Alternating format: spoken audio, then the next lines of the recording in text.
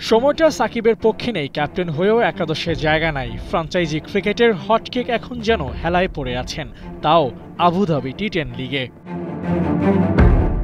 Abu Dhabi টি10 লিগে সাকিবের দল পাওয়ার খবরটা যত দ্রুত ছড়িয়েছে, ঠিক ততটাই তড়িৎ গতিতে ক্যাপ্টেন হয়ে ম্যাচ না খেলার খবরটা ভক্তদের হৃদয়ে লেগেছে। যেখানে সাকিবের নিজের ইনপুট দেওয়ার কথা, কে খেলবেন না, সেখানে কিনা সাকিবকে কাটাতে হয় ডাগ আউটে। আন্তর্জাতিক ক্রিকেটের পর ফ্র্যাঞ্চাইজি লিগেও শেষের সময়টা হয়তো গুনছেন সাকিব আল হাসান।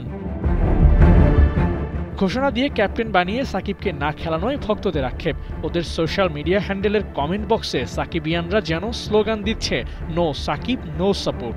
সাকিব আল হাসানের জন্যই যে ওরা রয়্যাল চ্যাম্প সাপোর্ট করছে, সেটিও কমেন্ট বক্সে তুলে ধরেছে।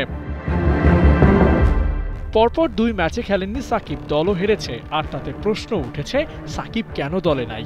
পেছনের কারণ জানায়নি রয়্যাল চ্যাম্পস। ইনজুরি নাকি কম্বিনেশন বিবেচনা? অভিজ্ঞ এই অলরাউন্ডারকে কোন ভাবনায় দল থেকে বাদ দিয়েছে চ্যাম্পস, সেটাই এখন বড় প্রশ্ন। শেষের শুরুটা বলতেই হয়। এর আগে ক্যারিবীয় প্রিমিয়ার লিগের বেশ কয়েকটা ম্যাচে বোলিং পর্যন্ত দেয়া হয়নি সাকিব আল হাসানকে।